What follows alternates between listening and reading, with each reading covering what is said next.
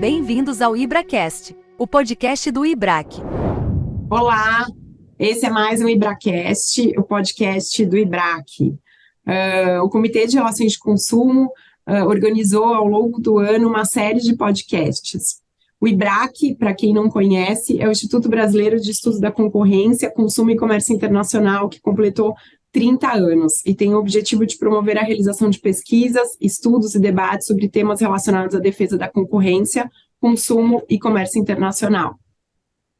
O Comitê de Relações de Consumo reúne-se mensalmente às quintas-feiras, sempre a última quinta-feira do mês, e conta com coordenadorias temáticas, coordenadoria de consultas públicas, de publicações, de relações institucionais e de eventos.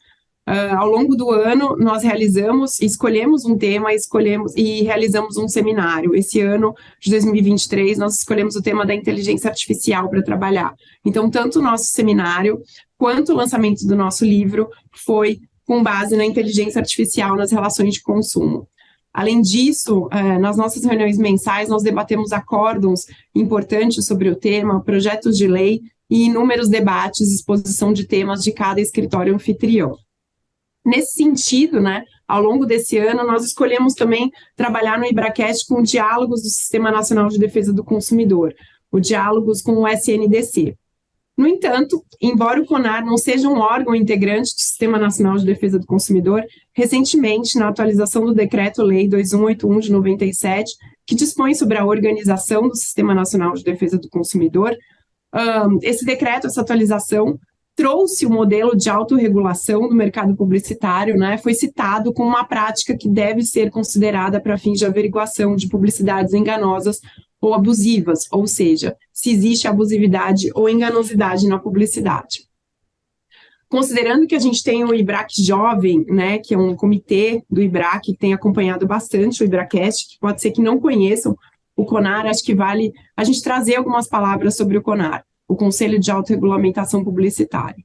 Então, entre as finalidades do CONAR, existe zelar pela ética publicitária, atuar como órgão judicante nos litígios envolvendo os conteúdos publicitários, divulgar princípios e notas e normas do Código Brasileiro de Autorregulamentação Publicitária e, principalmente, promover a liberdade de expressão e defesa das prerrogativas constitucionais da publicidade.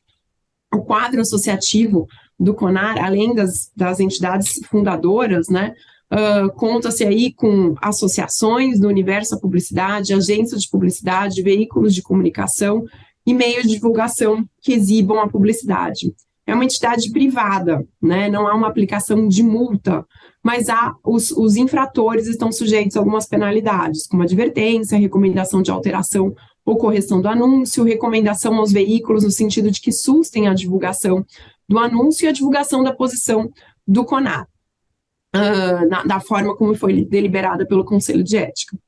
Assim, diante de um relevantíssimo órgão, que inclusive, como mencionei, foi citado, foi mencionado como uma prática a ser observada, a ser seguida pelo Decreto 2181, diante disso, convidamos doutora Juliana Nakata Albuquerque, que é mestre em Direitos Difusos e Coletivos pela PUC e atual vice-presidente executiva do CONAR, atuou como diretora do órgão, contabilizando quase 23 anos no CONAR, ou seja, uma vida, doutora Juliana? E para esse videocast, para contar com essa importante entrevista, essa importante figura no mercado publicitário, no CONAR, a gente vai contar com Lúcia Ancona Lopes de Magalhães Dias, expert no tema publicidade, conselheira do IBRAC e sócia do Magalhães e Dias Advogados. E Lucas Simão, nosso coordenador de Relações Institucionais do Comitê e sócio do Pinheiro Neto. Então, passo a palavra já para a Lúcia e agradeço, Juliana, agradeço imensamente, Juliana, por participar desse videocast conosco. Boa tarde, obrigada, Fabiola, obrigada pela introdução, cumprimentar também o Lucas e a própria doutora Juliana, que está há 23 anos no CONAR, então tem é uma quase que, é uma memória viva, de toda a evolução do mercado publicitário nesses últimos 20 anos. Até a Fabiola mencionou o tema da autorregulamentação, nunca esteve tão importante, tão forte, tanto no Brasil quanto no mundo, como realmente um sistema efetivo e que consegue educar o mercado de forma célere, rápida, e a despeito da gente, né, as penas não terem a multa, fato é que sem a autorregulamentação a gente não teria hoje o mercado tal como ele é em termos de ética publicitária. Então, eu queria enaltecer a função da autorregulamentação nesse nosso aqui Bracast, porque, de fato, tanto no Brasil quanto no mundo, todas as legislações maduras reconhecem na autorregulamentação um papel central para a gente ter comunicações publicitárias adequadas.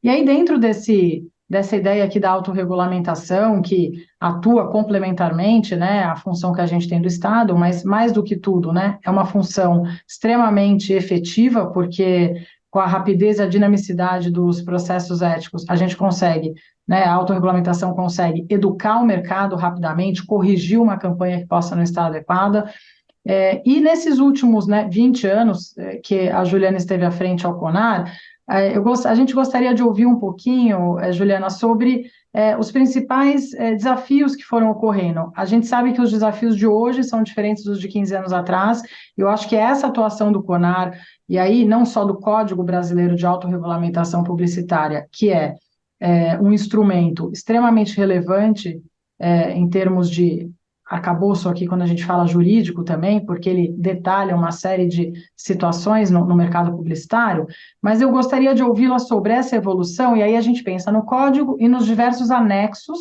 que aquele código foi trazendo, anexos esses que surgiram categorizando determinadas comunicações, determinados produtos, mostrando quão relevante e atualizado é o CONAR nas situações que se colocam no dia a dia. Então, Ju, se você puder falar um pouquinho, né, dos principais desafios no início, como é que foi evoluindo, a edição, né, a gente teve esses anexos que foram tratar de uma série de problemas, e hoje, em que pé que, vamos dizer assim, hoje, assim, o foco, ele tá um pouco, né, vai mudando, né, a sociedade, graças a Deus, muda, e as práticas publicitárias também se adequam. Então, o que a gente pode concluir é que os problemas que o CONAR enfrentava 15 anos atrás, não que eles não existam hoje, mas a gente acredita que houve uma evolução, e aí a gente gostaria de ouvi-la, dada a sua experiência prática, inclusive junto ao Conselho de Ética, que é o conselho que julga as representações, então você tem muito conhecimento, não só do arcabouço, né, autorregulamentar, mas também das decisões que foram sendo implementadas ao longo dos anos. Muito obrigada uma vez mais pela sua participação, e que muito nos honra aqui ao IBRAC. Obrigada, Lúcia. Um prazer estar aqui. Obrigada, Fabíola, Lucas também, Dora. E boa tarde de novo. É muito bom estar aqui falando, né, dividindo esse conhecimento sobre as regras relacionadas à ética publicitária e até ter esse olhar de fazer um balanço, de olhar em perspectiva. A primeira coisa que vem tendo essa linha do tempo é justamente a característica do consumidor brasileiro. Eu vejo, né, e até no comparativo que a gente tem com os outros CONARes dos diversos países, que a gente tem o mesmo traço de engajamento que os usuários de rede social têm, os consumidores também trazem para falar dos anúncios, para apresentar, para contestar e apresentar alguns problemas pontuais ou mais abrangentes que eventualmente experimentam em algumas publicidades. Em vários países, até é surpreendente ver isso, alguns relatos, né, de outros representantes de outros CONARes, que não existe essa tradição de apresentar uma queixa sem que exista um ganho, um retorno direto, porque o CONAR não fala, né, ele não consegue, ele não tem os mecanismos de determinar qualquer ressarcimento ou indenização, embora sim, por vezes, o próprio anunciante acaba atendendo aquele pleito específico. Mas, independente disso, o consumidor, ele busca fazer uma queixa ou exterioriza alguma contradição com relação ao anúncio, não buscando interesse individual, justamente preocupado com esse impacto do ambiente da publicidade. Então, é um ganho para o país, né, e para o nosso sistema de comunicação comercial. E acho que recentemente a gente vê que os consumidores vêm falando bastante sobre transparência. A gente tem alguns segmentos que tradicionalmente são objeto de queixas de consumidores, basicamente relacionados à enganosidade ou a problemas na prestação de um determinado serviço ou na compra, né, de determinado bem, produto, mas eles vêm trazendo outros questionamentos que entendo que hoje existe essa tendência que foca em transparência e na questão do uso das redes sociais, dos influenciadores. Aí a gente tem vários segmentos, a questão concorrencial, que acho que hoje também se debruça sobre os mecanismos de comparação que são tecnológicos, sobre todas essas ferramentas de engajamento que, por vezes, sobrepõem alguma ação ou que capturam, né, um esforço publicitário.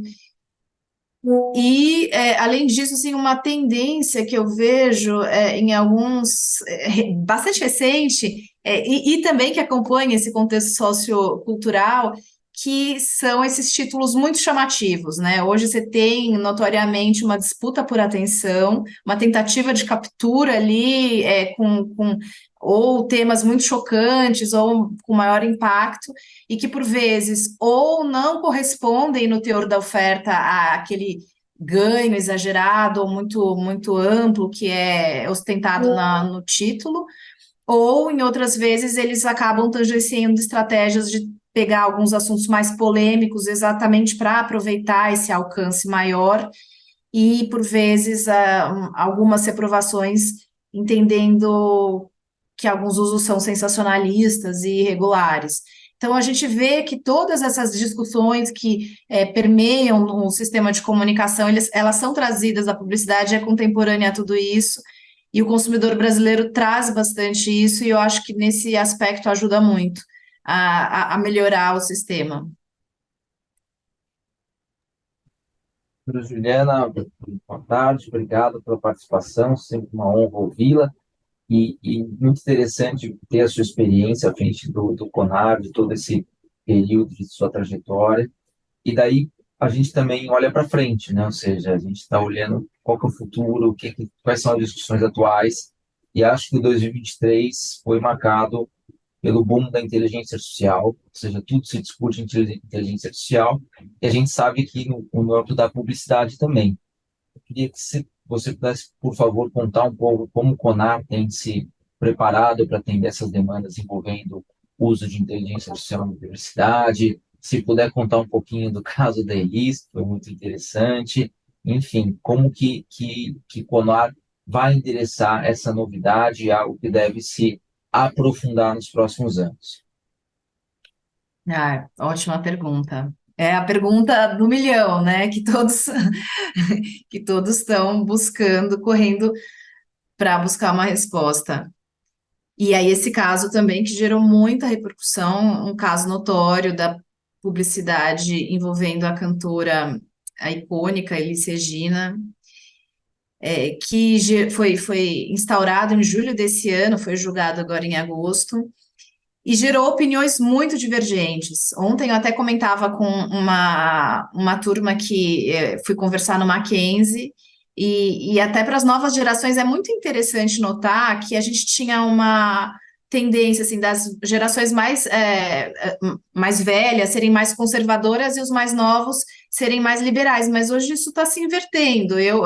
Esse caso, por exemplo, foi um caso que eu notei bastante essa inversão das gerações mais novas terem estranhado mais um uso novo do que as gerações mais experientes. A gente entende esse caso e acredito assim, a criação de imagem, de movimento, de fala, de pessoas e celebridades em geral por inteligência artificial, ela vai abrir uma série de questões jurídicas e uma série de questões sociais. O primeiro ponto, acho que aqui os operadores do direito e todos nós aqui buscamos estudar isso, é de fato consentimento, né? É a busca da preservação da autonomia, que quando se fala de inteligência artificial é ainda mais importante. Nesse caso, havia sim o fator, né, da cantora falecida e ser o consentimento pelos familiares é válido, que são reconhecidos como os guardiões do legado da pessoa falecida. Isso abriu, até tem vários textos sobre herança digital, a gente se reconhece que existe hoje um patrimônio existencial digital, de tudo aquilo que a gente posta, de tudo aquilo que a gente interage e que está no ambiente virtual, mas que corresponde a muitos aspectos da nossa subjetividade e até que ponto isso é transferível. Você tem, por exemplo, termos de uso de redes sociais que falam de como serão a gestão dos perfis de redes sociais de pessoas falecidas, determinando ali, restringindo uma postagem, um uso, uma interação, como se fosse a pessoa em vida de alguém que não está mais, né? Os herdeiros podem gerir, mas ali existe uma informação de que em memória, né? Na memória do doente que já foi. E que está sendo representado ali pelos familiares. Então, a gente tem uma série de questões que os tribunais vão se debruçar, mas a tendência com relação a esse consentimento é de fato, a estrutura principal é de fato o consentimento por meio dos familiares. Agora se fala bastante em testamento também, alguns artistas já começaram a prever isso, mas o principal, de fato, são os herdeiros como os guardiões. E nesse caso, o consentimento válido, notório, até pela participação que teve da filha cantando no anúncio. Então, especificamente esse caso, se considerou que o uso foi respeitoso, que presente o consentimento válido, e que a cantora já apareceu fazendo algo que já fazia em vida. Até se mencionou, se fosse um testemunhal, se ela estivesse apresentando uma experiência, vocalizando algo relacionado à marca, isso poderia trazer outros tipos de questionamento, já que a gente tem regra de testemunhal ligado à experiência e de ser genuíno, mas esse caso não chegou a esse tipo de endosso vocalizado por ela no anúncio. Acredito que tenha sido um impacto principal, assim, pelo uso novo mesmo da ferramenta de recriação, né, de criação de imagem de pessoa no conteúdo na indústria audiovisual. E aí, outro ponto, que aí esse sim gerou uma polêmica muito grande, e é uma discussão que está na mesa, a discussão sobre a necessidade ou não de informar a natureza do conteúdo, de que aquela imagem de pessoa foi gerada por inteligência artificial. Aí a gente vai no conteúdo principiológico do CDC, do Código de Autorregulamentação Publicitária, na ausência de uma previsão específica, claramente, que não poderia nem ocorrer, porque esses textos são muito anteriores a essas aplicações. E aí se fala da apresentação verdadeira, né? O CDC fala que toda a informação precisa vincula o fornecedor. O Código de Autorregulamentação Publicitária também fala de apresentação verdadeira, e ambos eles se centram nas informações relacionadas à oferta.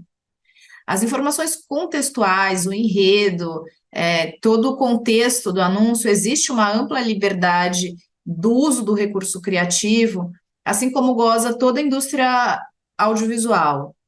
Então, você tem a liberdade de fazer uma série de artifícios, de apresentar alguém voando, contanto que não apresente uma conduta arriscada, né? Ou outras apresentações criativas que não levem a erro sobre as características do produto ou serviço apresentado.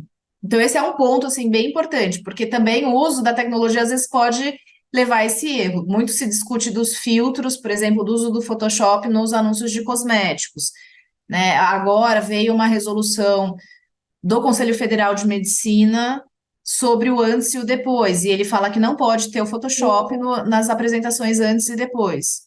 Justamente por isso, né? Para não levar ao erro sobre os resultados ali que essa modalidade de uso visava demonstrar. Mas, além disso, você tem essa discussão da necessidade de informar sobre alguns usos de ferramentas, e aí se fala muito do princípio da transparência, justamente porque a complexidade da criação e divulgação da publicidade hoje vai implicar numa série de camadas de recursos e a importância da transparência do uso desses recursos. Então, você tem na mesa essas discussões com ferramentas regulatórias que são mais principiológicas e a expectativa de que o regulador dê as respostas rapidamente. Então, acho que a gente tem que ter uma atenção também para não antecipar a resposta, para responder a tempo, mas não antecipar, porque possivelmente isso seria uma resposta que não vai atender um problema real. Eu até tenho um texto super interessante, maravilhoso, sobre a inteligência artificial na indústria audiovisual, é um texto da Comissão Europeia, e aí e falava da publicidade, mas era de 2018 o texto, e ele apostava muito no futuro vocêntrico, que seriam todos os assistentes de voz, que tudo seria muito acionado pela voz. E aí a gente viu agora uma evolução que ela é muito visual também, não é só relacionada, né, a esse avanço da questão do áudio, da voz. Então, assim, acho que a gente precisa acompanhar com uma certa serenidade, mas com agilidade, ter esse balanço, né? E aí, o que vem muito, eu começo a visualizar aqui no Brasil, fora, a gente também tem essas discussões via o órgão internacional de autorregulação da publicidade, de fato essa solução multicamadas. Então, basicamente todas as empresas, a minha visão é de que quase todas as empresas vão precisar, todas as pequenas entidades ou empresas ou setores vão precisar de códigos para falar códigos de boas práticas ou recomendações para o uso da inteligência artificial, dos processos de automação e de ferramentas tecnológicas. E aí esses códigos vão gerar várias soluções prevendo potenciais problemas. Então você tem assim camadas de códigos internos, códigos setoriais, autorregulação e a regulação pública principiológica. Então, eu entendo que o direito também vai trabalhar um pouco com essa complexidade multicamadas de ter vários textos. Esse processo, por exemplo, ele trouxe vários textos, a gente tem os códigos até das próprias empresas que estão gerando essas ferramentas, disponibilizando, né, as ferramentas de inteligência artificial, que são marcos importantes e que vão contribuir para um conjunto de medidas para a gente conseguir as salvaguardas necessárias para uma inovação que minimize os problemas e que aumente as oportunidades, os benefícios. Então, eu vejo assim, tem uma expectativa grande, a gente precisa só equilibrar a nossa ansiedade de resolver com observar um pouco e ser ágil, sim, mas ter uma certa serenidade ao buscar as respostas muito simples. Até, se eu É uma pudesse, questão em aberto no final, que eu... é muito nova, né? Já, questão muito nova. Eu ia até comentar, fazer dois comentários que eu acho que são desafios muito grandes. Bom, primeiro, a questão do que você falou do consentimento, né? De estar muito claro. Recentemente, a filha do Robin Williams, não sei se vocês viram isso, ela se manifestou nas redes sociais sobre ter sido extremamente perturbador para ela ter visto o uso da inteligência artificial para reproduzir a voz do pai. Então, claramente, naquela situação, isso foi bem recente, coisa de semana passada, ela fez um alerta público que para ela tinha sido realmente algo muito ruim. Então, eu acho que essa parte que não tem a ver Bom, pode ter a ver com a publicidade também, né? Claro, porque afinal isso pode ser usado em diferentes contextos, inclusive num contexto comercial. Então é algo que não há dúvidas de que no caso ele estava claro, no caso do Robin Williams não estava claro. E houve uma manifestação pública da filha sobre não ter gostado disso e ter inclusive ficado muito mal de ter visto a voz do pai num determinado contexto. Um segundo aspecto que da sua fala também para mim ficou claro, é que não tem uma solução definitiva. Naquele caso, naquelas circunstâncias, por conta do contextual todo da campanha e porque existe a liberdade, né, ali não era uma oferta específica que entregava uma determinada especificidade, uma característica, como poderia ocorrer com os filtros, ou com situações, né, atributos do produto, se entendeu que ficou claro que era o uso de uma inteligência artificial, até porque ela estava cantando, mas não necessariamente em outros casos isso poderá ou não estar claro. Então, eu entendo que, assim, até confirme se esse entendimento está correto, é algo casuístico, vai ter que se avaliar a campanha sem, naturalmente, prejudicar a liberdade da criatividade, de fazer o uso de uma ferramenta que veio, né, para inovar em inúmeras situações. E aí, por fim, o que me fez repensar tudo isso, né, até casos que eu mesma tive lá no CONAR envolvendo o tema do plágio, né, ou da cópia, ou da criatividade, essas discussões da máquina, a partir de comandos, poder reproduzir duas campanhas publicitárias iguais. Não sei se alguém já parou para pensar sobre isso, mas a gente tem hoje conteúdos produzidos pela máquina, pelo ChatGPT. Então, a pergunta é, quem deu o comando primeiro? E aí as campanhas com características muito similares. Eu não sei se o CONAR já teve algum caso já discutindo a criatividade, a originalidade que é da máquina, mas partiu de alguém, partiu de um ser humano, dando os comandos para a máquina. Né? Então, eu não sei se já bateu algum caso no CONAR, porque isso também é muito novo, discutindo de quem foi a ideia original primeira de dar os comandos para a máquina fazer a campanha publicitária, entendeu? É um tema bem interessante. Eu acabei nem endereçando ainda a minha pergunta, mas se você puder só pincelar esses dois aspectos, João, que é do fato de que me parece que é caso a caso, embora o CONAR tenha essa sensibilidade, né?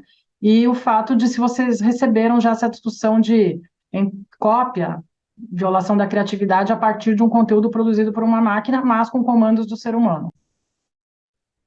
A gente não teve esse caso específico de criação. Isso tem sido olhado, como eu coloquei aqui fora, né? Acho que seria um caso mais um complicador, né, para esse ambiente que a gente já tem, que não é simples.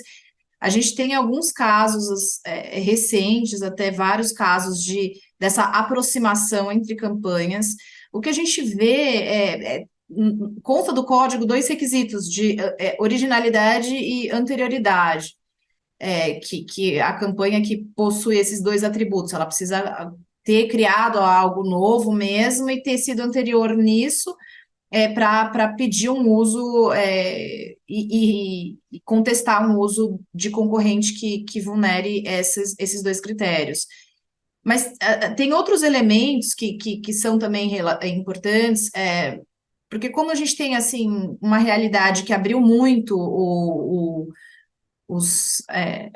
as fontes de informação e o volume da informação, esse trânsito, né, esse fluxo, a gente vai ter uma coexistência de questões similares, mas o que se coloca ali é no mesmo segmento e na mesma situação, no mesmo contexto. Então, assim, uma coisa que tem sido recorrente se for contemporâneo esse uso e no mesmo segmento se provoca uma diluição dos esforços do concorrente, todos esses elementos contribuem para análise do caso e a proteção ou não de alguma tutela que é pedida por um criativo, quer ele tenha sido híbrido, né? Até às vezes muita coisa, até o caso Elise, ele foi um caso que se falou, foi uma inteligência artificial híbrida, né? Tinha uma modelo ali, e aí eles colocaram, com base na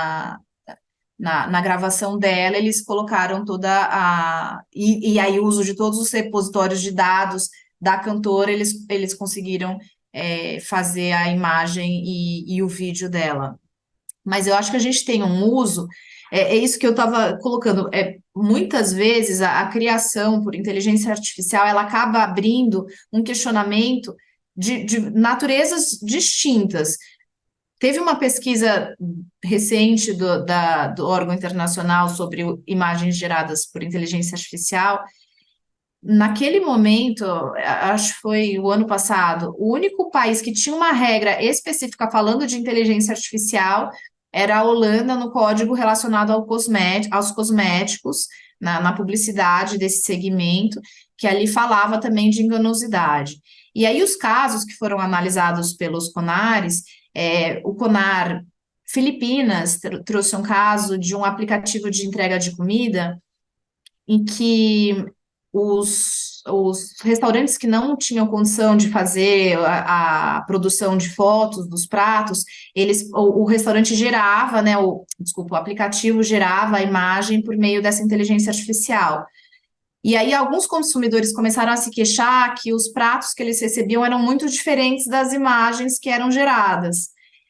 E ali foi um problema de acuracidade, porque a inteligência artificial tem isso. Então, ele relatou um caso, por exemplo, que falava ovas de salmão, e aí a imagem era de várias gemas de ovo, que era um tamanho, uma proporção muito maior.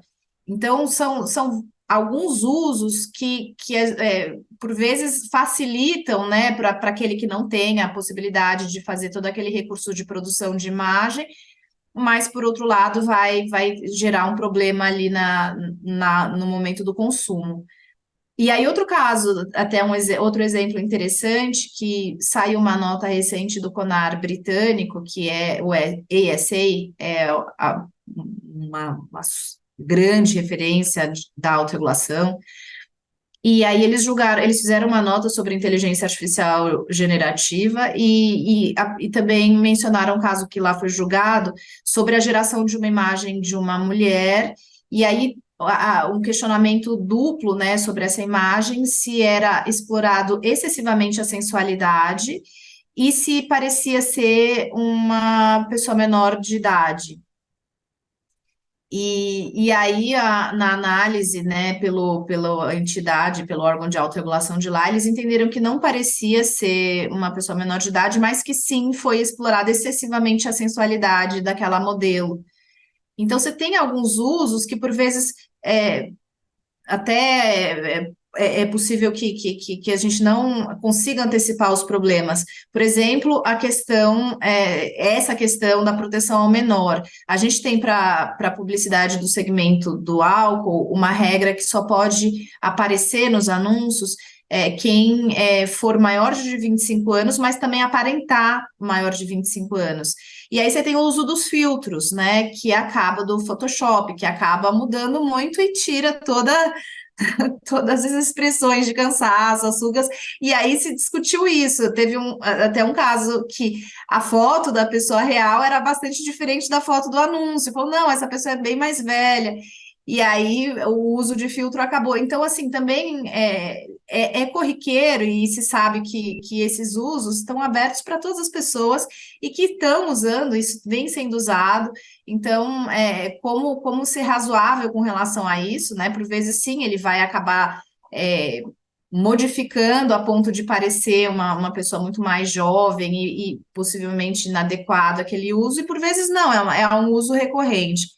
Então, acho que vários aspectos começam a se abrir nesses usos, e a gente tem analisado algumas ferramentas tradicionais, algumas regras, alguns princípios já abrangem, né, isso, e aí a gente vai ver nos casos, mas acho que é fundamental acompanhar como isso tem acontecido. E a gente conseguir dar as respostas rápidas, e eu vejo que grande parte dessas respostas o setor tem trazido, né? E o consumidor também cobra. Então, você vê os códigos das empresas que as empresas que estão disponibilizando a inteligência artificial, ele já tem uma série ali de regras, de códigos, de princípios, recomendando que sejam aplicados. Então, acho que Não, muito estamos interessante. vendo isso se desenvolvendo, e outros questionamentos podem surgir. Não, sem dúvida, assim, você trouxe outros aspectos que no final a principiologia endereça, como você colocou, né, Juliana? Assim, a gente não tem ainda uma regra clara, se a gente for falar só de inteligência artificial, mas a principiologia, no final do dia, está endereçando todos esses temas que a gente está discutindo aqui, de apresentação verdadeira, das regras da aparência, né? Enfim, a máquina também pode gerar imprecisões, né? Como você acabou de falar do caso do aplicativo de entrega. Então, são temas muito novos e muito interessantes. E aí, já correndo aqui para passar para o tema da pergunta que realmente eu ia te fazer, era sobre a questão, eu acho que também está tudo muito interligado, dos influenciadores digitais. Há 2 anos atrás, quase 3 agora, né? Acho que em dezembro de 2023, o CONAR completa 3 anos da edição do Guia de Publicidade por Influenciador, que foi um guia que, para quem milita no mercado, pôde acompanhar, baseado definitivamente nas melhores práticas mundiais e que não deixa a dever absolutamente nada, pelo contrário, é um guia muito atualizado e que trouxe as melhores práticas do mundo inteiro aqui para o Brasil também, e até, né, se antecipando a outros países que ainda nem tinham um guia já robusto sobre o tema. Passado esses 3 anos, qual é a sua visão, Juliana, sobre a implementação do guia? O quanto você entende que as regras estão sendo observadas ou que já houve uma educação, principalmente, eu digo, dos influenciadores também, enquanto pessoas que são criadoras de conteúdo, se puder falar um pouquinho até, né, o que o guia entende, né? Tem o anunciante, mas tem o influenciador, e por hora o influenciador ele é contratado pelo anunciante, por hora ele é o próprio criador de conteúdo, ele é o próprio, né, assim, realmente ele também tem responsabilidades. Então, se puder nos falar um pouco o que você verificou nesses anos da implementação, se você sente que o mercado mudou, e até distinguisse um pouco essas situações, né? Ora influenciador, ora anunciante com influenciador, que critério o guia trouxe para quem não conhece, para também explicitar. Exemplo, tudo isso começou com o envio dos brindes, né? E os brindes, fazia o unboxing dos brindes e tal. Dali para frente, as relações foram amadurecendo. Então, o CONAR ele acabou traçando critérios. O mero envio de brinde não é necessariamente um anúncio pago. E aí isso tem um tipo de disclaimer, né? Já há outras situações que isso sim pode ser um anúncio pago. Então, se você puder comentar um pouquinho, a gente agradece. Muito boa pergunta, e acho que ela tem um gancho com a anterior, porque a gente falou das ferramentas tradicionais dos nossos princípios que já existem. Então, você tem uma série de regras para publicidade. Será que essa regra é só no mundo offline, né? E aí, o grupo que foi se debruçar sobre a questão dos influenciadores estudou isso, né? Falou, olha, qual que é o nó que está aqui que não está gerando tanta dificuldade de análise e aplicação disso. E acho que muito do que a gente vê na questão do ambiente digital não é uma nova regra, mas é justamente como aplicar essa regra que já existe, esse princípio de veracidade, de vedação à discriminação, de segurança. Como aplicar com essas novas ferramentas? No caso da inteligência artificial, como aplicar? Você tem uma regra que fala de veracidade, mas como aplicar se isso está sendo gerado automaticamente num volume e velocidade instantâneos? E o influenciador é a mesma coisa. Como aplicar uma regra para um conteúdo que é gerado a todo momento por todas as pessoas num país que tem o consumidor, o usuário mais engajado do mundo? Essa é a equação que a gente ficou, no primeiro momento, incumbido no grupo de trabalho digital que fez o guia de publicidade por influenciadores. A gente teve, né, o primeiro caso em 2012, depois uma série de outros casos falando do influenciador digital, que essa divulgação por influenciador é caracterizado por um terceiro que vocaliza uma oferta comercial, que não o próprio anunciante. Então, no intervalo do comercial tradicional, era a própria anunciante que estava ali falando, por mais que existisse um modelo contratado, mas era uma fala em primeira pessoa. Agora, nas redes sociais, é um terceiro, e esse terceiro é um contingente inacreditável de pessoas que estão também com uma variedade tanto de assuntos, de temas e de formatos e arranjos muito grande. Então, o desafio é esse, assim, como enfrentar essa complexidade, essa variedade de assuntos. O guia, ele fez uma classificação inicial que parece ser trivial, a gente começou a discussão no ser ou não ser publicidade, assim, que deu um, um tempo ali, um ano de briga, de discussão, de análise do que estava acontecendo lá fora, e essa questão mencionada pela Lúcia, porque a gente sabe que na rede social tem um amplo conteúdo de informação, de várias naturezas. Você tem conteúdo editorial, você tem conteúdo de entretenimento, você tem conteúdo espontâneo orgânico do influenciador e tem conteúdo publicitário. Então, se aparece aqui uma marca, se eu tenho qualquer marca comercial no meu cenário, isso é ou não publicidade. Então, o guia enfrentou isso, não foi muito fácil, a solução foi simples até, e acho que até hoje isso tem atendido muito bem as demandas que são trazidas. De um lado, a publicidade por influenciador, que é marcada pela divulgação da marca, pela vantagem, né, por alguma compensação que se tem nessa relação entre anunciante e influenciador, e pela decisão editorial, pela decisão de postar. Se o anunciante tem alguma influência nessa decisão, que a gente chama de controle editorial, ele é caracterizado por uma publicidade. É o reconhecimento de uma contratação informal, né, de qualquer que seja o arranjo, ele é considerado publicitário se tem esses 3 requisitos, em particular essa decisão, essa certa ingerência sobre o conteúdo. Do outro lado, você tem um conteúdo que não é publicitário, que é uma divulgação orgânica de marca. Sobre esse conteúdo que nem é publicitário, o CONAR não tem a atribuição de análise. Agora, ainda assim, quando o conteúdo envolve a apresentação de marca de forma muito irresponsável ou estimulando um comportamento perigoso, tem ali em sede de boas práticas, não como um dever, né, uma responsabilidade, mas tem ali uma recomendação, uma sugestão de envio de carta ao autor dessa divulgação, falando de potencial impacto negativo, prejudicial na audiência dele sobre aquela recomendação potencialmente perigosa. E aí você tem um conteúdo, como tudo no digital, ou nesse nosso ambiente contemporâneo, uma categoria intermediária que a gente chamou de mensagem ativada, que são os recebidos. Em caráter individual, são os recebidos, aquelas postagens que as pessoas fazem a partir de presentes ou experiências que ganham das marcas.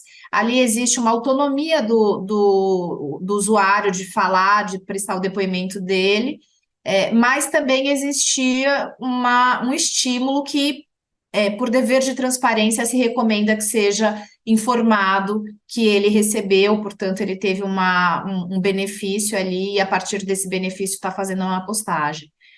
E os benefícios,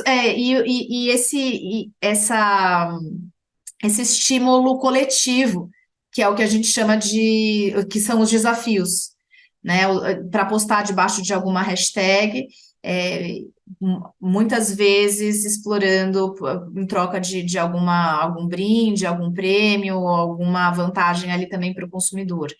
E aí, em ambos esses estímulos, a gente vai justamente na mecânica, como está sendo feito esse estímulo. Se esse estímulo tem uma possibilidade de desdobrar num conteúdo de usuário que vai ser infrator das regras. Então, se tem, por exemplo, uma campanha de bebida alcoólica que vai promover ali uma interação embaixo de uma hashtag, a mecânica dessa promoção, ela não pode premiar um menor de idade, porque é um público que não pode ser impactado por aquilo. E aí, se isso não está previsto no regulamento da mecânica e os usuários menores postam, eles podem até querer exigir a premiação, porque ali teve uma oferta ampla. Então, assim, o estímulo original vai traçar também a possibilidade desse imenso conteúdo de usuário ser ou não responsável a partir daquela divulgação. Então, todos esses usos são muito bons, são benéficos, são arranjos novos, criativos, interativos, porém, é necessário ter esse cuidado com a origem do estímulo. E acho que esse mecanismo ajudou como estratégia, porque é justamente isso que vai amplificar, né, aquele boost que tem a partir do anúncio. Uma série de outras estratégias vem, acho que os segmentos que são sensíveis, que têm restrição, que impactam criança, que impactam a saúde, todos esses segmentos despertam atenção e merecem algumas modulações de estratégia em redes sociais, justamente para a gente não ter aquela questão do enxugar gelo, né? Ou de você ter, por exemplo, no caso do conteúdo gerado por usuário, você tem até um problema de direcionamento da recomendação, porque eu não consigo recomendar para a marca a alteração de algo que foi o usuário que fez, porque ele é o detentor do perfil e ele que consegue promover determinada mudança. Então, é importante ter em mente todos esses mecanismos para conseguir endereçar corretamente os cuidados, as medidas para esse ambiente. A gente vem trabalhando com isso, vem acompanhando também os trabalhos fora, para conseguir trazer essa rede para um uso bom. Acho que no Brasil, como foi mencionado, né, a gente tem um ambiente de rede social muito ativo, até assim, as pessoas lá fora comentam isso, falam, é impressionante, a gente olha para o Brasil quando fala do ambiente de influenciadores, porque todos os arranjos novos, toda a criatividade está vindo daí também. Mas para que isso tenha um bom uso, a gente precisa trazer essa rede para entender bem o que não pode ser feito e ter ampla liberdade, mas adotar essas cautelas. Excelente, Juliana, muito interessante, vários pontos aqui que a gente pensa e reflete, talvez sem respostas imediatas. E temos aqui, na verdade, até um novo, né, que acho que o CONAR tem se adiantado e tratado, procurado se adiantar até ao trato legislativo, que é a questão das apostas, né? Então, a gente sabe que o CONAR tem se dedicado aí a um anexo sobre as apostas. Então, gostaria que você contasse um pouco da experiência, quais as preocupações aqui para os anunciantes, como que isso está sendo endereçado dentro do CONAR. É outro assunto quente também. De fato, a gente tem todos os segmentos que têm um impacto, como eu vinha mencionando, um impacto no consumidor, um impacto mais direto, eles precisam também ter esse reflexo, essa mesma atenção na oferta publicitária. E aí, como é sabido, né, em 2018, a lei acho que 13.756 de 2018, ela instituiu essa modalidade de apostas na temática esportiva, mediante regulamentação do Ministério da Fazenda. Aí, a partir dessa abertura de exploração desse segmento até então restrito no país, a gente viu uma ampla difusão da publicidade do segmento e uma regulação que também se espera com uma expectativa grande. Esse ano teve uma medida provisória a 1182, que acabou falando da autorregulação também, né? O que a gente fala, quase um call to action para o próprio setor se organizar também, vendo o volume e publicitário. E a gente, então, o CONAR criou um grupo de trabalhos esse ano para analisar as regras de autorregulação, as regras publicitárias do segmento. E aí fez todo um estudo de todos os códigos internacionais, mais uma vez, como é uma atividade que já acontece há muitos anos nos outros países, eles já têm uma série de cuidados pré-estabelecidos. a gente fala muito, assim, esse anexo, né, existe já um trabalho adiantado com relação a isso. Ele tem, acho que consigo colocar em 4 pontos. O primeiro é veracidade nesse aspecto, nesse segmento, acerca da probabilidade de ganho. Você não pode levar a erro falando de ganho certo, fácil, ou controle sobre o resultado. O segundo aspecto, e aí também tem uma série de nuances relacionadas a isso. Não substitui emprego, não é fonte de renda, o posicionamento correto da atividade verdadeiro.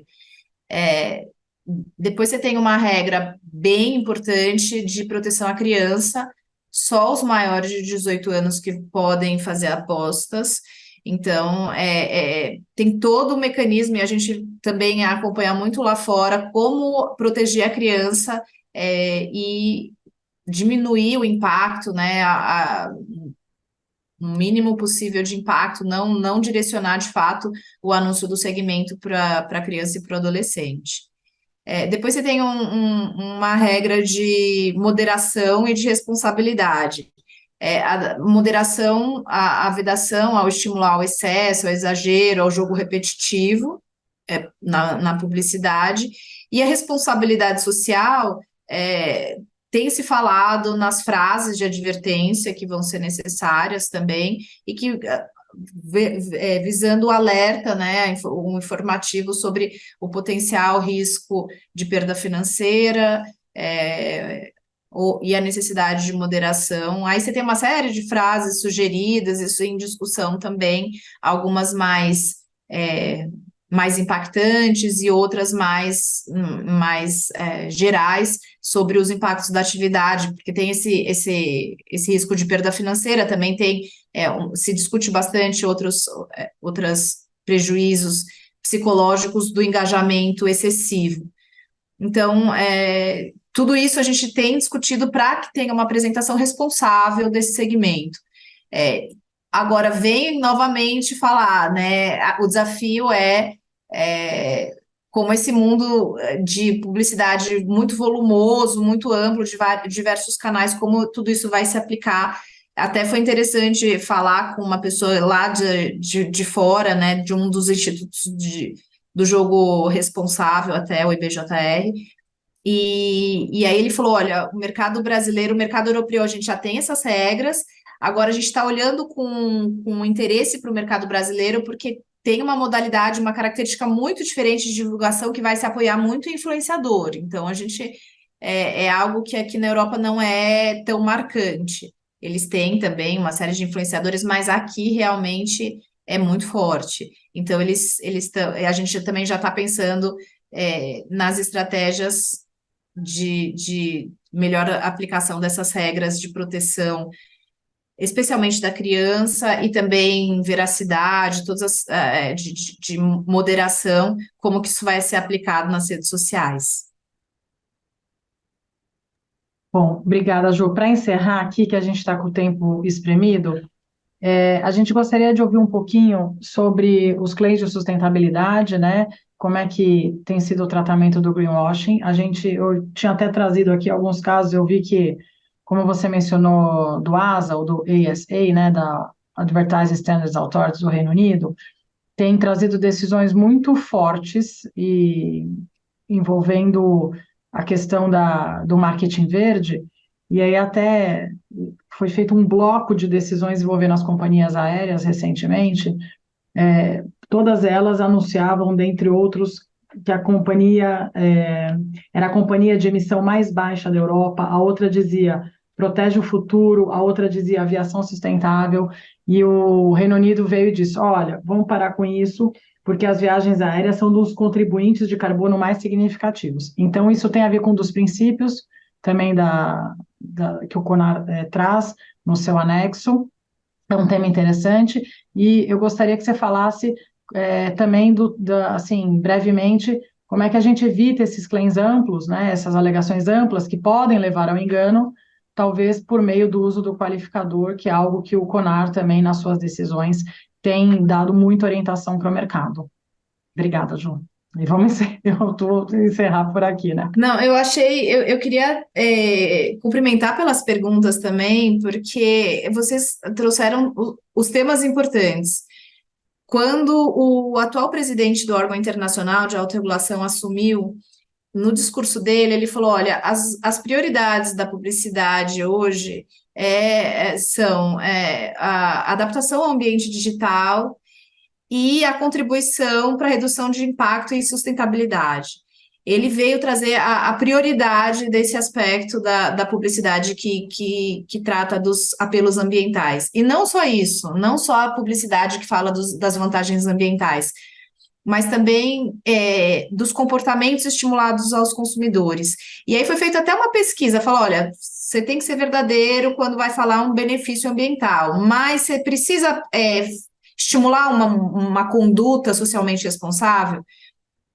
E aí eles rodaram uma pesquisa internacional, e aí, assim, foi interessante notar que o nosso código, o código do CONAR, é pioneiro nisso. E acho que muito relacionado até ao país, a questão do meio ambiente no país, da importância que existe. E o artigo 36, ele fala ali, ele condena os anúncios que apresentem uma conduta socialmente responsável de depredação de fauna e flora. Né? Não só ser verdadeiro, mas também se abster de um estímulo a reproduzir esses comportamentos impactantes.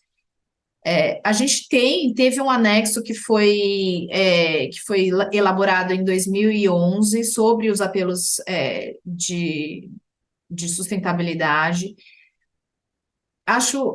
Esse é um tema que é muito bom falar bastante sobre ele, primeiro porque ele só vai aumentar, né? A gente tem visto, tem sentido isso. E segundo que, assim, existe um estigma, toda essa questão do greenwashing, né? De falar, olha, a maquiagem verde, uma conotação negativa da publicidade que traz esses apelos. Mas é super importante fazer a publicidade que envolve os atributos ambientais. É super importante fazer corretamente, porque assim, essas empresas estão sendo chamadas a melhorar todos os impactos das suas atividades. E ao ser chamadas, também comunicar isso é relevante. Falar o que está sendo feito para reduzir impacto, para ser mais sustentável. Agora, como fazer isso de uma forma correta? Aí, vários textos internacionais têm sido trazidos, o anexo do código traz uma série de princípios, e a gente vê uma semelhança entre esses textos. O ICC Code, que é a referência internacional, é a principal texto de conteúdo de regra, que é referência para todos os CONARes. Ele tem um quadro sobre os apelos ambientais. Foi o ano passado que foi lançado da Federação Mundial dos Anunciantes, um Foi, texto Ju, a WFA lançou no passado, ano passado. final do ano passado, Espetacular. que teve a tradução técnica feita pela ABA. Então, que é bem importante, é um guia que está no site da ABA, Associação Brasileira de Anunciantes, é um guia internacional que teve a tradução técnica para o Brasil e que traz globalmente o que todos os CONARes, vamos dizer assim, né, os do mundo, né, e tudo mais, reputavam, e a WFA, que é a Federação Internacional dos Anunciantes, consolidou as principais guidelines que se entendia como relevante em claims de sustentabilidade para você não incorrer na prática de greenwashing. Então, é um documento também bastante relevante para quem quiser estudar o tema, porque ele traz, inclusive, exemplos concretos, né, julgados lá fora, de situações que se excederam. Não, é um texto fantástico. É 5 princípios. O CONAR participou, e vários CONARes participaram do grupo de trabalhos que formulou esse texto. E aí foi interessante notar que tinha um limite de palavras. Ele falou: não, vamos economizar, ser sustentáveis também no tempo. Então, são 5 princípios, é bem simplificado, é fantástico o texto. Acho que ele traz o que tem também no nosso código, que é a questão de ser preciso. Então, os claims que são muito vagos e genéricos, eles têm uma probabilidade maior de induzirem a erro, porque, em geral, você se reconhece que você não tem uma conduta que é absoluta e totalmente sustentável. Você tem uma série de medidas que contribuem para a redução dos impactos ou que podem ser sustentáveis em delimitado o aspecto. Por isso que os qualificadores são importantes. Então, se você fala, por exemplo, mais sustentável, aí o qualificador vai informar no que é mais sustentável. E ali você evita esse greenwashing, né, como se fala, do exagero que é o mais recorrente. Então, acho que é um tema que vai crescer muito. Ele tem uma complexidade também, por exemplo, a pegada de carbono, né? Que até hoje, assim, a contagem, quando que é carbono neutro, quando que é negativo, o mercado de carbono, os créditos, e tudo isso vem por textos também de apoio. Você tem vários institutos que fazem metodologias para essas contagens, também textos oficiais relacionados ao tema, o IPCC, que vem trazendo os temas sobre a questão da redução, né, da emissão, que é absolutamente necessária e que aí vai ser informada e explorada dessa forma, que o ESA falou, não, isso aqui, né, não dá, né? Aqui foi um exagero e esse setor como um todo não pode divulgar dessa forma.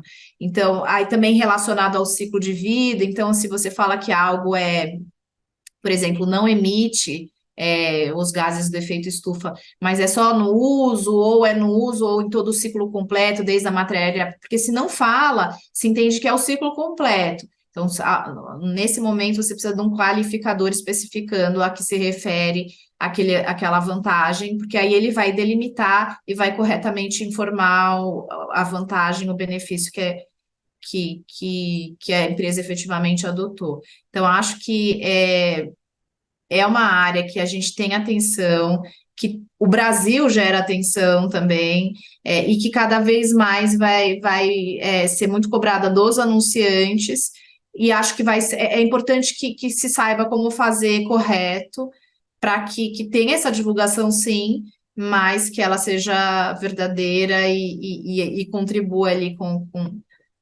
todas as preocupações que a gente tem. Obrigada. A gente, infelizmente, precisa encerrar, né?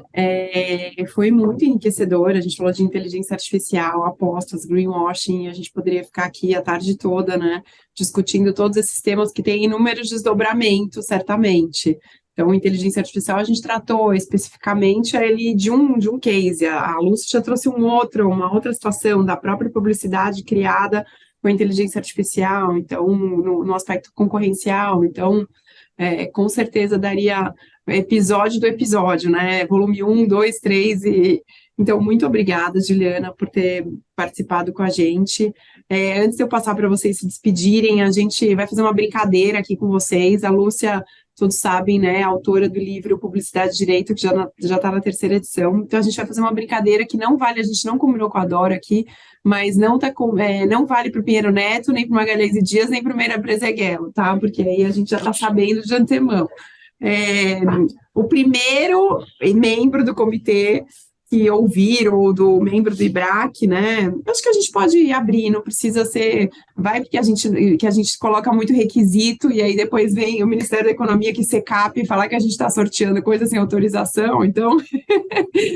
Então, qualquer ouvinte do nosso podcast, quem ouvir, o primeiro que ouvir, entrar em contato com a Dora, no dora@ibrac.org.br, falando: eu ouvi o podcast do episódio da Juliana, vai ganhar um livro da Lúcia que ela vai oferecer aqui para os ouvintes. Depois a gente chora para ela oferecer para o segundo e terceiro colocado também, tá bom? Mas em princípio só que ele vai ter que ouvir até o final, né? Para ele saber até o final, ele vai ter que chegar no final. Porque se ele ouvir tudo e falar, tá se despedindo, vai encerrar.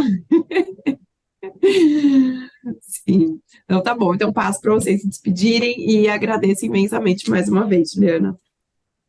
Juliana, muito obrigado. Bora. Obrigada, Fabíola. Obrigada, Lucas, Lúcia, Dora. Já falei bastante, mas estou aqui, a gente vai continuar essas conversas. Obrigada, Ju, foi muito bom, foi excelente. Um beijo para a Fabíola também, para o Lucas. Vamos continuar essas conversas, porque seguramente ano que vem a gente vai ter atualidades aqui para trazer para esse IBRAcast em todas essas temáticas. Muito obrigada, Fá, Ju, Lucas. Um beijo, Dora. Obrigada. Tchau, tchau. Tchau, tchau.